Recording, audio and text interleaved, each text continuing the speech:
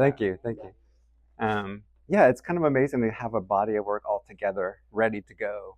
I guess I've just been working steady with my head down, not really thinking too much about it, but just working. So I really haven't been doing these textile works for very long, only a few years, if you could believe it. But I feel like I've kind of progressed a lot in terms of technique and learning new techniques and blending techniques in that short time. Um, I mean, textiles aren't new to me. I've always been interested in textiles, and my older work references textiles. My earlier work was collage based, and mostly I was creating work with unused bundles of product labels and other paper ephemera. And so I'd cut up this material or shred it in a paper shredder and then apply it to canvas or and guess what? It looked like weaving. It looked like embroidery. It looked like quilts. So my earlier work really looked like textiles, even though it wasn't. I mean, maybe paper is kind of fiber. I mean, maybe I don't know. I can make that link. Um, I have some visuals. Um, this is just an example of something that I did during that period. These are cigar bands, so they're vintage cigar bands that are kind of attached to each other and arranged in a doily. So even though it's paper and it's paper ephemera, it looks like a textile. So it's not really that far of a jump, I don't think, into what I'm doing now. It's all related. I mean, I started doing these probably 25 years ago. So that work kind of went into actually, and I'm originally a painter. I eventually started bringing paint back into the work, making painted labels and block prints and cutting that material up and still always referencing textiles, always referencing symmetry, shape, texture, pattern, just really focused on those formal qualities. Um, so more visuals. I have to talk. I need pictures to talk. Um, Also, during that time, I really wanted to make tapestries. I just didn't know how. So I was actually having things made overseas. I had a piece woven in Northern Europe, like a warp and weft. So you have that, and that's a very difficult thing to learn. So I couldn't do it, so I had someone make it for me. you know, I had pieces knotted in Nepal, hand knotted carpet. So I've experimented before I actually made my own because I didn't know how to access or get to that. It was too technical or too difficult. Um, I also did some jacquard weaving, which is done by machine. I've experimented with that quite a bit. Never quite happy with the results. But I feel, I'm just playing around with these different techniques. Um, Actually, there is, I don't want to go on too long, but there's a textile museum. I was talking to somebody about that in the Netherlands, and they have done something amazing with jacquard weaving. They use wire, they use thick yarns. Like it's not just a flat woven fabric. And anyway, I applied for something there, and they called me for an interview, and I was like, oh my god, I'm gonna make the jacquard tapestry of my dreams. It didn't work out. It didn't work out, but I couldn't afford it anyway. So I mean, because the process there is like so outrageously expensive, and I probably would have done it. I probably would have. I was gonna try to get a grant, and I was probably gonna spend money doing it and take that risk, because all of these things were gigantic financial risk most of the time. Luckily, I have collectors, and they bought up those samples, and sort of like I was able to continue the work without like losing money. So I mean, breaking even is the artist's dream.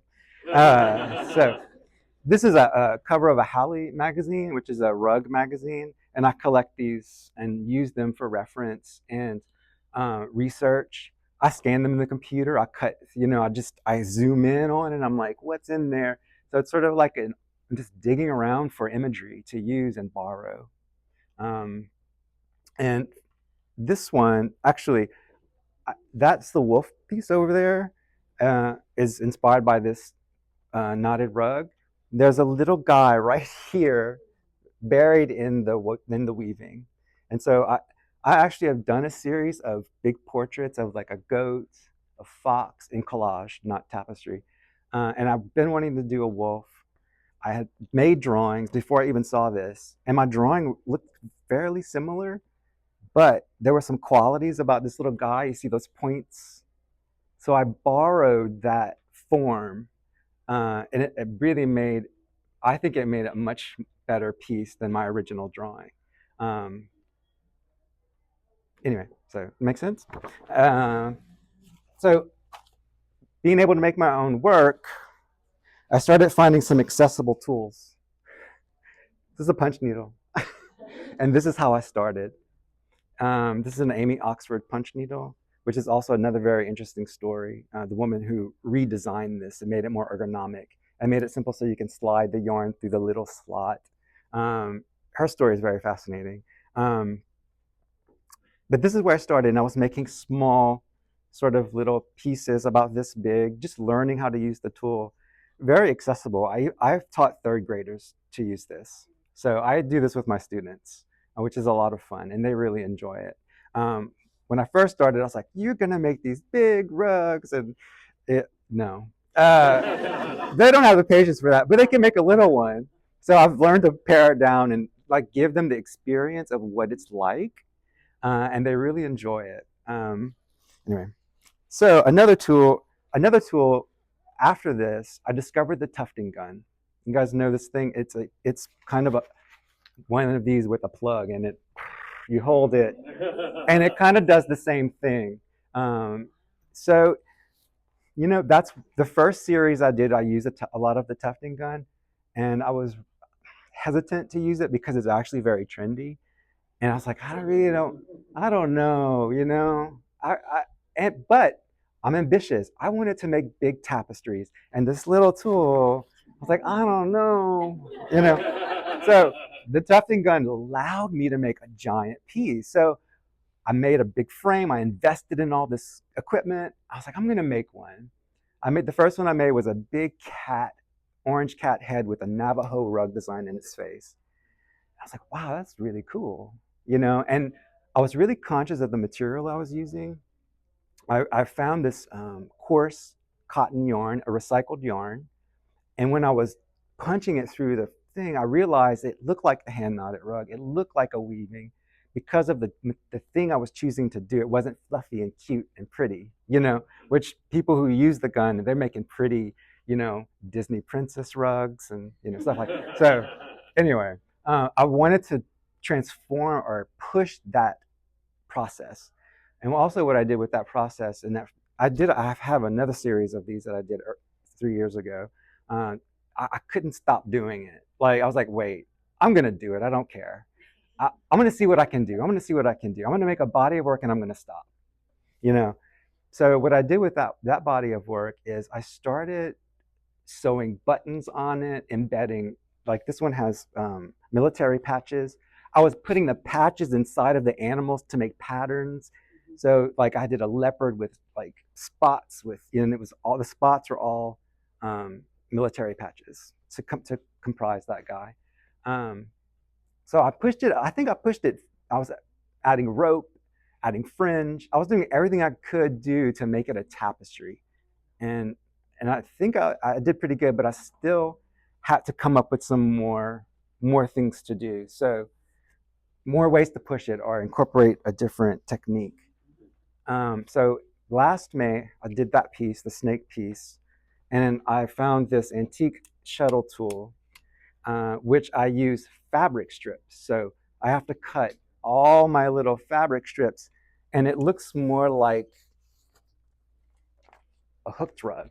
So these early American hooked rugs. I've been researching also another big part of my research is looking at these hooked rugs. This is Magdalena Briner she's from Pennsylvania from the 1800s. And they're very primitive, big shapes, lots of texture. I just love it. So I've got really close here. This is the last piece I made, 100% with this tool. So it's all hand done with strips of fabric. So I went from that piece where the snake, the leaves, the flower all done, hooked. The background is a tufting gun. The spots are hooked. So I started with that, and then ended up with this. So it looks more like a painting, and it references this technique a little bit more. So I'm kind of excited. It feels like a new beginning. I feel like I'm starting, and I'm not quitting. So I feel like I have more to I feel like I have more to go.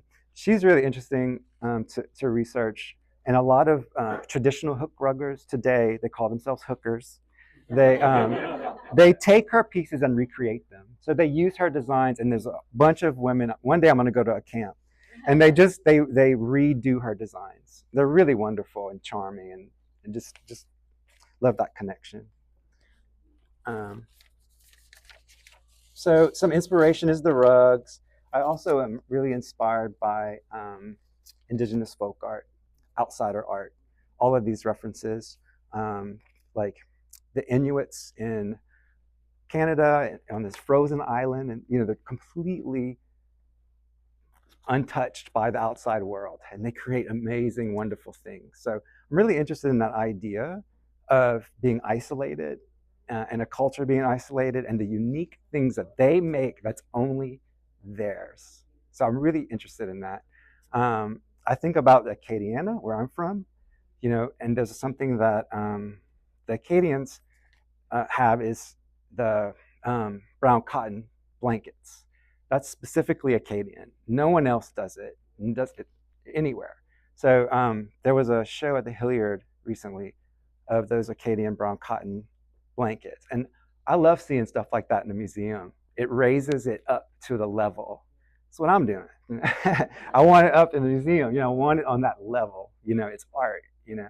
Um, in this show, probably the most influential indigenous influence right now are the Gond tribe in India. It's a village right in the middle of India, completely isolated from the rest. And it goes back 4,000 years, where they would paint these things on their houses, on their walls, because it brought good fortune and good luck. Um, but it's it's an interesting story, sad story. I'm glad it happened because now we can see it. But an artist went to that tribe and gave them paper and canvas so that they can start painting them, and then it goes out into the world. And the story is there, and this happened in the 80s, so it's really not that long ago. The famous artist in the community was invited to the Pompidou Center in Paris to paint on the walls and do a series of work for the museum. He was also invited to Japan. They sort of like just flew him around, and where they wanted to get the work out there. It's kind of tragic. There's a lot of speculation about what happened. He ended up committing suicide before he went back home. So it's really sad. What is good is that he has tons of nephews. Guess what? They continue the legacy of his work. They all share an aesthetic. So they're all very similar. The way that they treat animals, the way they depict animals. They really focus on shape and texture and form and color, things that I'm attracted to, and the reason why. Um, and I actually collect some of this work. I have been collecting for a while, pieces just for my own collection and my interest, and to support. It's like I feel like I'm borrowing so much from them. I feel like I need to kind of give back a bit.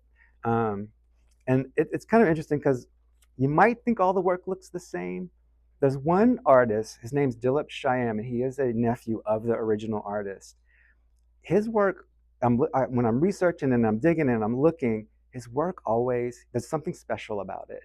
It stands out it's still similar, but it stands out. And I find that when I'm attracted to one, it's him. And so I sort of started a collection. One last thing, I saw this on Instagram, of course. This image popped up. There's a woman in Japan who goes to India. She meets with the people. She creates a catalog. I wish I had the catalog, but it didn't fit in my little bag. So she makes a catalog. She brings the work to Japan, and she has these pop-up shows in Japan. And when I saw this, I messaged her immediately and said, I have to have this. Is it available? And she said, well, the show's in 6 months. It's not available. I want to show it before we sell it. It's like, I'll never get it. I'm like, I have to let it go. But God, when I'm attracted to something, I can't let it go. And and I have a log of images of things I never bought and were sold. I'm like, why didn't I buy it? She did get back to me 6 months later. I ended up buying it. So it went from India to Japan to Lafayette. Uh, and I also didn't realize it's a 5 foot painting on canvas. I love it so much. It is a gem of my. It's a gem of my collection. So you can kind of see it even in that piece there, how I borrow and kind of am inspired by. Um, Try not to be too direct, but kind of like play with what the way that they think and the way that they make images in isolation, and how that happens. Um, and I really hope that when people and collect my work or want my work, I hope they feel that way too. Thank you.